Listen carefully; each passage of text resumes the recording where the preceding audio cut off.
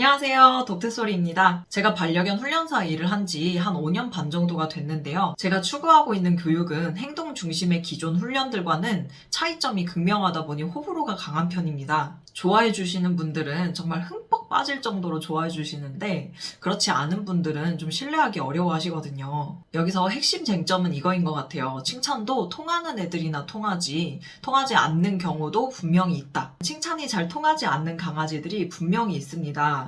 하지만 왜 통하지 않는지부터 알아보면 가능한 방법이 얼마든지 있거든요. 오늘은 칭찬이 잘 통하지 않는 반려견의 특징 3가지와 그에 대한 대응 방법에 대해서 소개해 보도록 하겠습니다.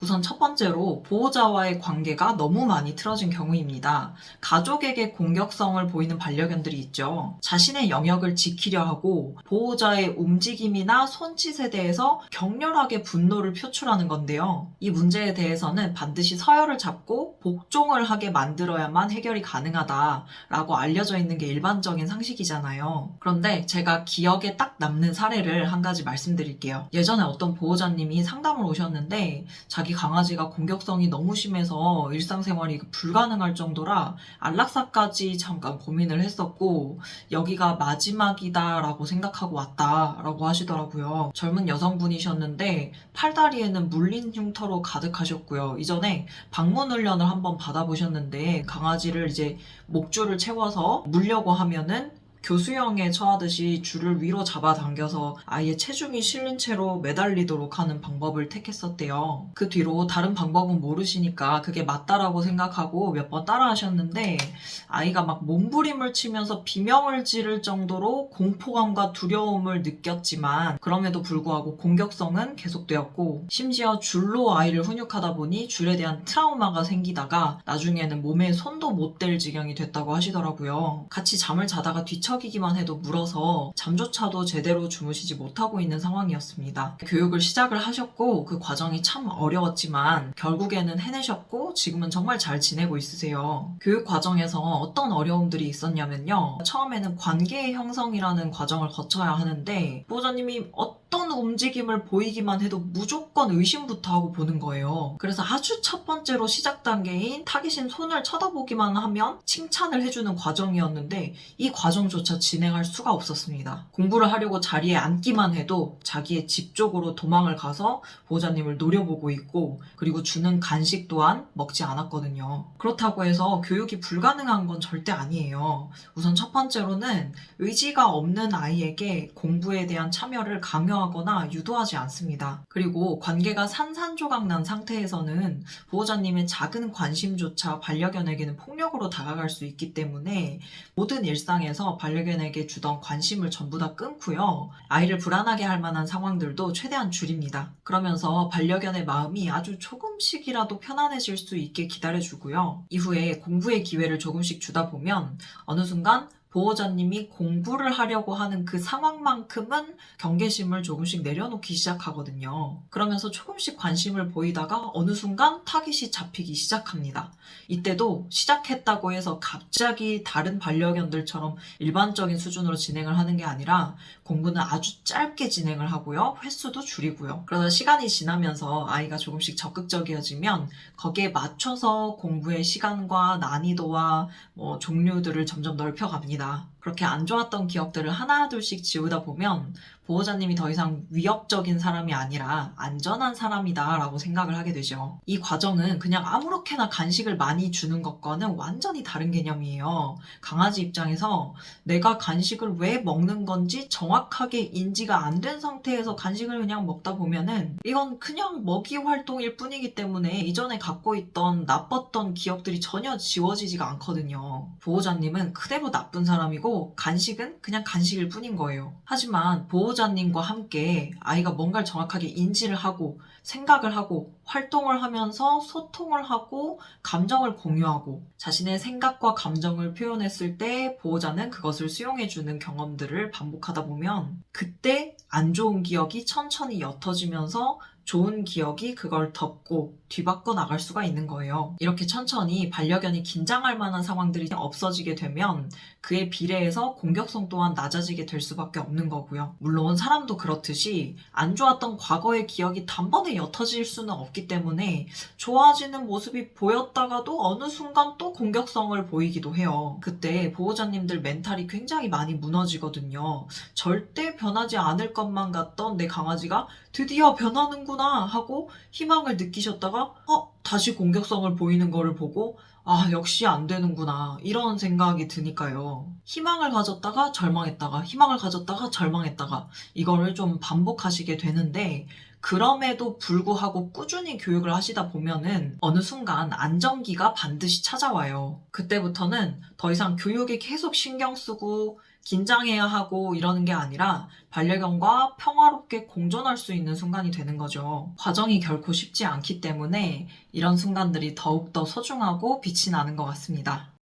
칭찬을 잘 듣지 않는 반려견의 두 번째 특징은 자극에 너무 많이 민감하다는 건데요. 다른 강아지를 보고 짖고 실내에서는 초인종 소리에 너무 짖고 반려견 생활에 있어서 짖음은 가장 큰 이슈죠. 저희 교육에서는 이 부분을 기초교육과 자극 타겟으로 진행을 하는데 큰 틀은 같지만 반려견들마다 수위 조절은 모두 다르게 진행을 해요. 그 중에 특히 아주 민감한 반려견들이 있어요. 아무것도 없는데 짖기도 하고 칭찬 같은 건 통하지도 않을 정도로 흥분도가 너무 치솟고 간식은 입에 대지도 않죠. 이런 경우에는 어쩔 수 없이 혼내는 쪽으로 가야 한다가 아니라 특히나 난이도 조절을 아주 세밀하게 해야 합니다. 가장 낮은 난이도부터 차곡차곡 쌓아 올려야 어느 순간 못할 것만 같았던 것들이 가능해지는 거지 처음부터 그 아이에게 고난이도의 것을 내밀고 내가 칭찬해 줄 테니까 짖음을 절제하고 나한테 집중해 라는 거는 말이 안 되는 요구사항인 거거든요. 여기서 가장 낮은 단계라는 건 기초교육입니다. 기초교육은 준비 단계이기도 해요. 엄마가 나한테 하라고 하는 무언가를 집중해서 열심히 하면 엄마가 나한테 칭찬해주고 인정해주는구나의 과정을 매일매일 몇 회씩 반복을 하다 보면 이게 습관이 되어서 몸에 배이도록 하는 거죠. 이거는 공부를 하는 상황인 것 같은데? 라고 느껴지면 그동안 숱하게 함께 해왔던 그 활동들의 기본적인 그 태도가 마음과 머릿속에 떠오르게 되는 거예요. 집중하고 노력하는 태도 같은 것들이요. 그때 자극 타겟을 진행하게 되면 흡수율이 훨씬 좋아집니다. 안 먹던 간식도 먹고요. 안 듣던 칭찬도 듣고요. 물론 중간중간 여전히 칭찬 반응이 약할 때도 있지만 시간이 지나면서 점점 칭찬이 통하는 상황의 빈도수가 늘어나게 되고요. 나중에는 내가 특별히 칭찬 사인을 하거나 뭔가 아이한테 시킨 게 없음에도 불구하고 보호자님이 나한테 칭찬해 주겠지를 예상하면서 보호자님의 안색을 살피기도 하고요. 간식을 준 게 아닌데도 스스로 마음을 가라앉히면서 자극을 그냥 지나치기도 합니다. 그렇게 천천히 짖음은 줄어들어가고 흥분도도 조절할 수 있는 반려견이 되어가는 거예요. 반려견이 가장 힘들어하고 감정이 격해졌을 때 그게 우리 눈에 잘 들어오니까 그런 상황에만 아무래도 집중을 하게 될 수밖에 없는데요. 반대로 접근하셔야 해요. 가장 심하게 짖는 상황에 대해서 무언가 대응을 하려고 하는 게 아니라 낮은 난이도부터 올라가는 거죠. 심지어는 짖지 않는 대상한테도 자극 타겟을 하기도 해요. 짖음의 기준을 두고 접근하는 게 아니기 때문에 이게 기존에 알고 있던 그 훈련 방식들과 너무 많이 달라서 이걸 좀 이해하기 어려워하시긴 하더라고요. 원래 우리가 알고 있는 훈련 방식들은 대부분 행동에 굉장히 많이 집중을 하거든요. 짖음 훈련이라고 한다면 반려견이 짖는 순간에 뭔가 그걸 통제하거나 짖기 전에 미리 그 행동을 통제할 수 있는 무언가를 하거나 그런데 저희 교육은 개념 자체가 너무 다르기 때문에 연관성이 좀 없어 보이기도 하고 추상적이다라고 느끼시기도 하더라고요. 근데 사실은 저도 처음에 저희 선생님을 만났을 때는 말만 좀 번지르르 하지 사실은 좀 사기를 치고 있는 게 아닐까라는 생각을 하기는 했었어요. 물론 지금 그렇게 생각을 했던 게 너무 죄송스럽기는 하지만 그때 저의 생각과 알고 있던 지식으로서는 좀 어쩔 수 없는 부분이었던 것도 같아요. 아무것도 모르면 그냥 그렇구나 하고 받아들일 텐데 저도 뭐 알고 있던 게 좀 있는데 그거랑 역행을 하게 이렇게 말씀을 하시니까 아무래도 좀 거부감이 느껴지는 거죠. 아무튼 자극에 너무 예민한 반려견을 키우고 있으신 분들은 칭찬을 포기하시지 말고 내가 어떻게 칭찬에 대해서 접근을 해왔는지를 점검해 보시면 정말 좋을 것 같습니다. 칭찬이 잘 통하지 않는 반려견의 세 번째 특징은 주도권을 너무 많이 빼앗겨버린 경우인데요. 흔히 보호자가 무서운 존재가 되지 않으면 강아지가 말을 잘 듣지 않고 주인을 무시한다 라고 생각을 하시잖아요. 저희 교육에서도 좀 다르지만 그 비슷한 주도권의 문제가 있습니다. 보호자가 반려견에게 주도권을 많이 빼앗긴 경우에는 교육 진행이 힘듭니다.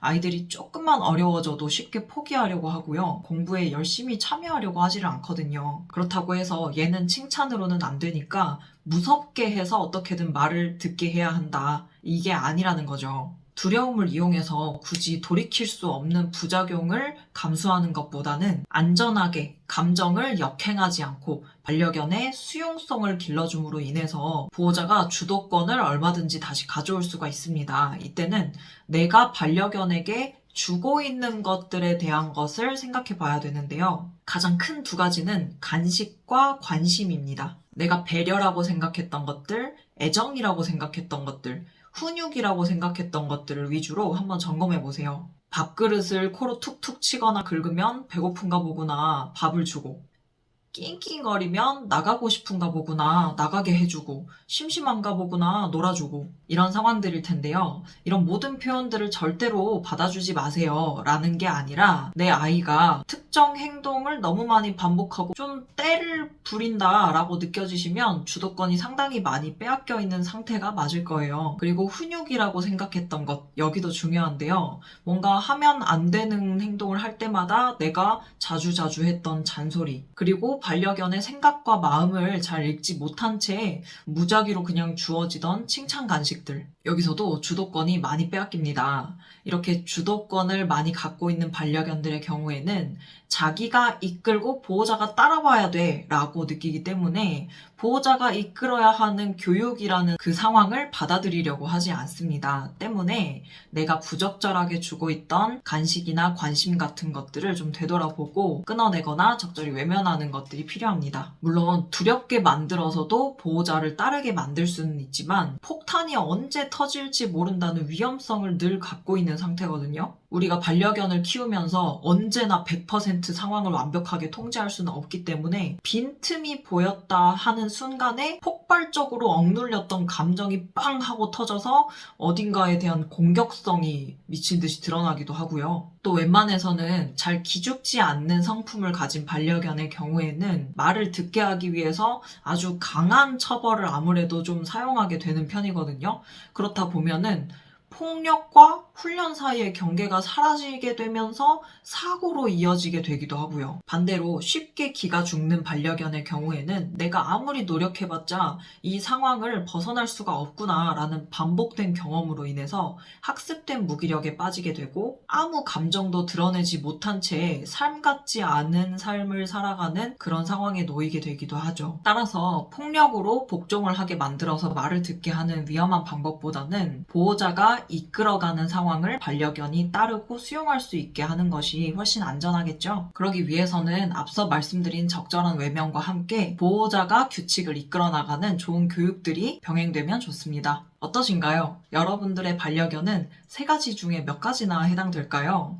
물론 교육에는 정답이라는 것은 없겠지만 내가 최대한 좋은 선택을 하기 위해서는 충분한 정보가 있어야 된다고 생각을 합니다. 시간은 흘러버리면 돌아오기가 어렵고 반려견의 삶은 또 너무나 짧기 때문에 신중한 선택이 필요하니까요. 저는 이 교육을 조금만 빨리 알았더라면 제 강아지들의 지나온 시간만큼도 더 좋게 보내줄 수 있었을 텐데 상처만 주면서 시간을 보내버렸다는 생각에 미안함이 참 크거든요. 그래서 제 영상을 보시는 분들에게는 도움이 되어드리고 싶은 마음이 참 큽니다. 오늘 영상도 도움 되셨기를 바라고요. 그럼 다음 영상에서 또 만날게요. 안녕!